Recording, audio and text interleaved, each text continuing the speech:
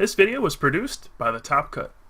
Be sure to check out thetopcut.net, your home for Pokemon TCG, tournament coverage, professional game analysis, and interviews with the best players in the world. Thanks for watching. Welcome back, everyone, to Game 3 between Chen and Dylan Bryan. I'm Josue Crimz Rojano, and with me is Kyle Pooka Sucevich, and we are here in Philadelphia, Pennsylvania for the 2012 Pokemon TCG Regional Championships. Yes, sir, we are here in Game 3 of the top 8, where the winner will advance to the top 4, will gain some nice championship points, which is very important for both of these players, who are very near an invitation to the World Championships, both near about 50 points. Unfortunately for Sam, he just attached an energy and passed on his first turn, but hopefully we'll see a nice game here. Yeah, Sam did get to go first, which is a huge advantage, but unfortunately he couldn't really take advantage of that because he only had an energy and had to pass. Doesn't even have a supporter, which is big. This is a really big deal because that could threaten Sam to be out in as little as one more turn. Yeah, I mean, you never want to see a hand with no supporters, but hey, he's getting bailed out here. Oh, that is huge. Rarely do you see your opponent play an N when you just pass, but they show each other their hands and high-five each other. That's double high that's five. Some funny stuff. They both show their hand to the camera, and these are some horrible hands. Absolutely no options for either player. And now they get to shuffle in and draw a new hand of 6 for each of them, which should lead to a good game. At least that's what we're hoping for, because Game 2 was spectacular. And Game 2, well, let's just ignore that. Or Game 1, I mean. Game 1, yeah, that just didn't happen. But, yeah, if you're Sam, you are probably looking at your hand and you were like, well, I guess I had a good day, but this is where it ends. And then your opponent plays an N and you're like, or does it? And then you get a fresh hand of 6 cards, and hopefully this will turn into a real game. Yeah, I mean, I've been there before, and I'm sure you have too, where you just feel like your tournament's over. You feel like, oh man, this is it. Is this how it's really going to end? And then all of a sudden you just get a new breath of life. And there are quite a few times, yes. Oh yeah. So now we see Tornadus from Dylan, which is great, but he activates Tyrogue, goes for the Mischievous Punch, unfortunately wakes up for him, but most unfortunately is he didn't attach an energy. That is really, really important here because obviously you don't want to fall behind on energy, especially when you want to knock your opponents out, not just sit there and pass. Yeah, it's doubly bad for him because Sam's going to take the first prize this turn. We saw there was a double colorless in his hand. He'll be able to use Hurricane this turn. And yeah, he didn't have an energy as well. So really bad. On the positive side, he did do 30 damage to the Tornadus, which is just enough to follow up with his own Tornadus to Hurricane for a knockout. So he does soften up the Tornadus at the very least, turns it into a target for later. But yeah, Sam's going to be in the lead out the gates here. We'll just see if he can hold on to it and what Dylan can manage to scrape up next turn. So there is that double colorless that he plays, and he also plays the Mewtwo here. He's playing it because he's afraid of getting his Tornadus knocked out by his opponent's Tornadus since he's got 30 damage on it, and he doesn't want to risk not drawing a basic or a dual ball here. It's fine. It's probably the right play, to be honest, but it is unfortunate that he has to play the Mewtwo here and not be able to shuffle it back in because he obviously doesn't want it in play so early. Right, you never want to be the first one to play down Mewtwo unless you're sure it can get you 2 prizes. Otherwise, it's just going to be a liability later. Everybody and their mom plays Mewtwo in their deck, so they're going to have one ready to counter yours, and that's just 2 prizes you're going to end up giving up first because you're the first one who played it down. So I'm sure he didn't really want to play it down, but he kind of had to just to avoid being benched out. Fortunately, he does have a dual ball, and he gets 1 head, so he will have another Pokemon here. Yeah, he will. So right here, he obviously wants to get another Tornadus in place so that he can move the energy onto it, but he's also missing his Celebi. It'll be interesting to see which one he actually goes for. I prefer the Celebi here, but that's just my personal taste. I know that I need to have it in play anyways, and I want to be able to activate it when my Tornadus gets knocked out. I don't know which one he's going to go for. It looks like he's flicking between the two, and he looks like he's going to be going for the Tornadus, which is a fine play because you get to attach the energy onto it after you Hurricane here. But he's just so undecided. What do you think he's going to go for?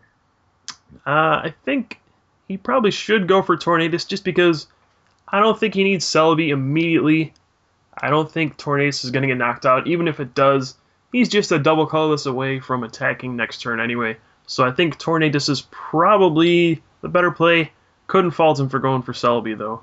And it looks like that's what he might decide on. And yeah, looks like that's what he's going to do. Just going to take one last quick look through his deck, but he's going to put Celebi down, which means he's going to have to Hurricane to one of those two Pokemon.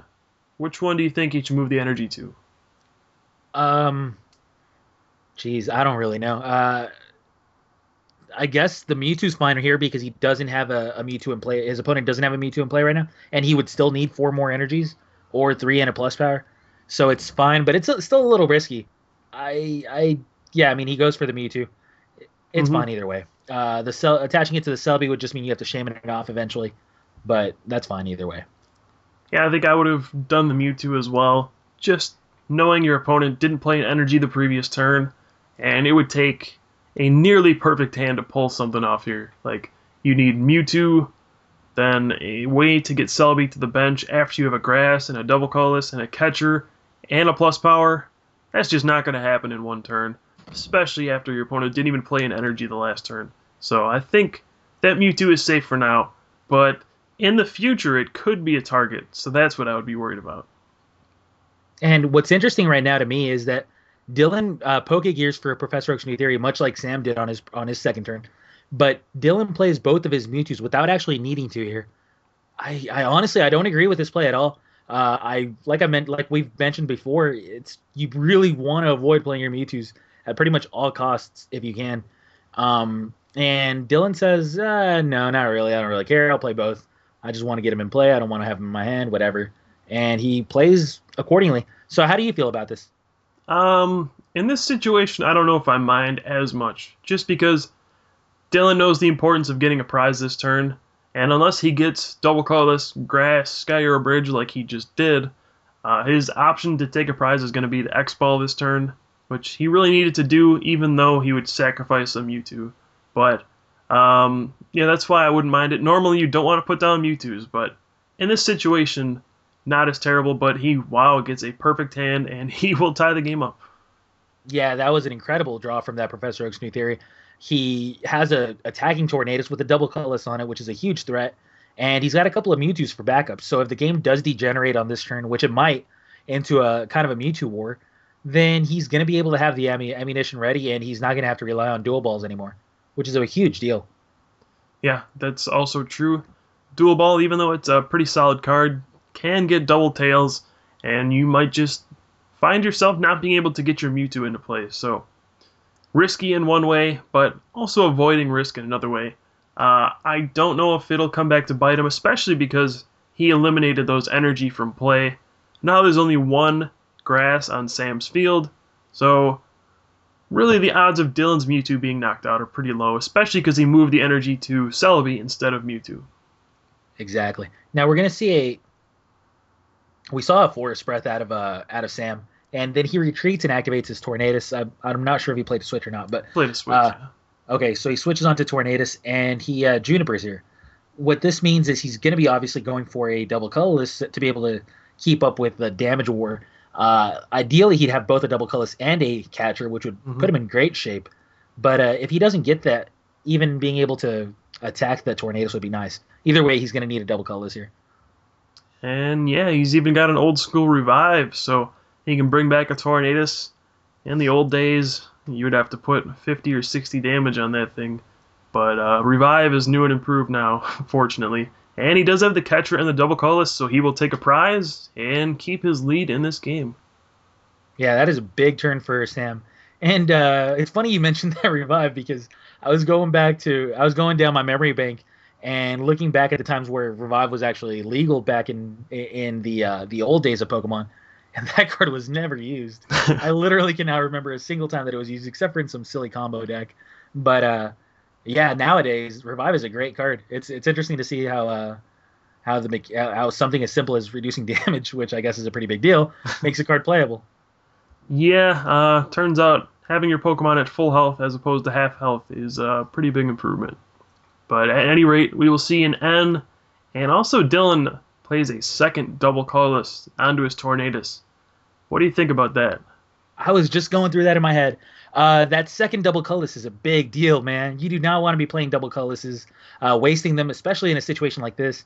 If that Tornadus gets knocked out, Dylan's going to be in terrible shape because now he doesn't have that double colorless with a Forest Breath knockout on an opposing Mewtwo, which is usually that's your route to be able to stay in these Mewtwo races. These two double colors are very big for Dylan, and I really hope he doesn't lose them because if he does, he might just lose here. It's that simple. It's that big of a deal. Yeah, I could see this going two ways. The first one is Sam says, okay, you loaded your Tornadus with 4 energy. I'm just going to bring up my Mewtwo and X-Ball and take all those energy out of play. Or if Sam decides, I don't really want to attack with Mewtwo, and he catchers around it, then Dylan could have all those energy in play to shame it off later. So this is going to be a big deal either way, depending on how Sam decides to go about it. It'll be interesting to see what they both do about this situation. It's a very interesting situation. I don't think I've seen very many CMT matchups degenerate into this, where, I mean, not only is it a scrappy game, but the resources available to them are obvious. Like, for example, Sam knows that these two double colorlesses are on Dylan's Tornadus, and he decides not to go for that. He decides not to go into a Mewtwo War right here and keep those double colorlesses in play and just knock out the Celebi instead, which is fine. But now, really, he's risking a Shaman from Dylan here. His opponent being able to play a Shaman down and save these double colorlesses, and not only that, but put himself into a great board position. I don't know if this is going to happen, but if it does, it's going to be a pretty big deal, and Dylan's going to have a big upper hand here. Yeah, if Dylan can pull off a Shaman and then a catcher, knock out Sam's Mewtwo this turn, he'll go down to 2 prizes. Sam will be at 3, and that is not a good situation you want to be in. Now, I do know Sam's hand was really, really bad. There's still no supporter, so maybe he's just trying to play with that in mind and hope for the best. Maybe he's thinking, all right, I really don't want to get into a Mewtwo war because I don't have the resources to fight that war. I just don't have enough ammo. So maybe he just wants to stick with Tornadus for now and hope that Dylan doesn't have the means to knock out his Mewtwo. Exactly. Now we do see a gear off of Dylan, and he finds the Professor Juniper, which is fine. That's actually probably the ideal supporter right here because he's going for that Shaman, I'm sure of it. He's going to be trying to go for a Shaman with a catcher on Mewtwo. That's his ideal play, and if he hits that, then he's just going to be in great shape. He attaches the energy to the Tornadus, which, again, can be Shamaned onto a Mewtwo, which is probably what he's thinking about. I don't know. We'll have to wait and see what Dylan drew off his Juniper. Yeah, I think this turn is really going to define how the game goes. If Dylan cannot manage to even take a prize this turn, I think Sam's just in a dominant position. But if Dylan can pull this magic off, and he's going for a catcher, so it looks like he might be able to. And Yeah, I that's think big. the momentum's going to swing back in his favor. That's just the power of Mewtwo and the fragility of Mewtwo at the same time. It looks like Dylan's doing some Mewtwo math. That's usually what it means when you pat the table and you start flicking your fingers around. You're starting to count how much damage you're actually going to be dealing here. And yeah, he does go after the catcher for the Mewtwo, which absolutely signifies that he's going to have access to Shaman, and there it is.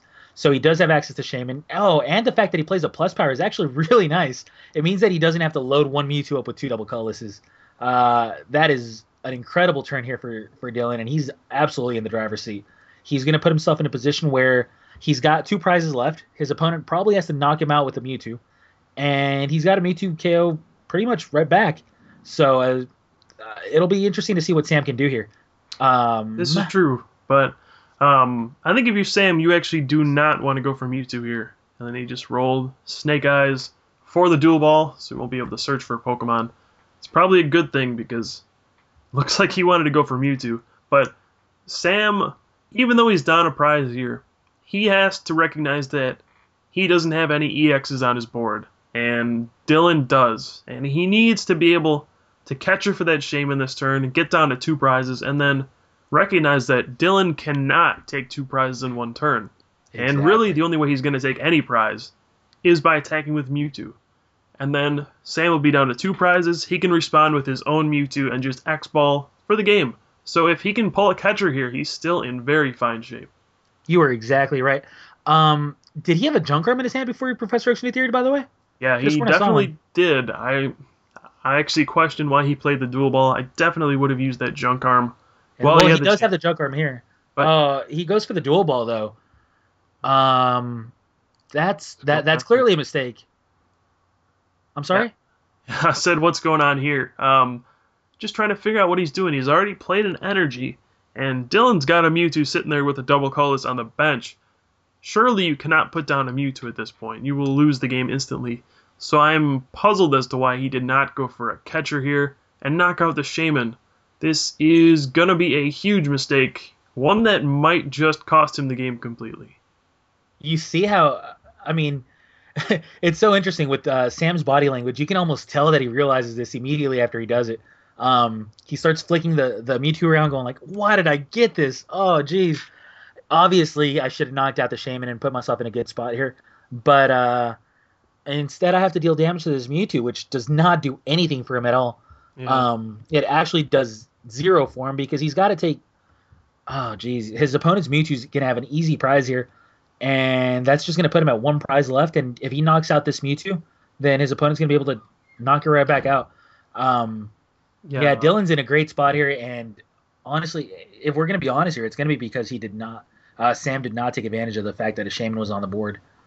Yeah, so Dylan was pretty fortunate the previous turn to draw the Shaman and the catcher to put him in this spot. Maybe that threw Sam off a little and he didn't realize that he was still in this game. He certainly would have been in great shape if he had just catchered out that Shaman, but now doing 90 damage to a Mewtwo, that's not going to get you anywhere, because when Mewtwo gets enough energy on it, he just starts steamrolling everything in its path. And there's the catcher, and right now I don't think Sam has a shot to win anymore. Yeah, he goes for a dual ball, gets one heads. It's not really all that relevant. Really, Dylan's got all the resources he needs here. He actually does not even mind his opponent playing an N.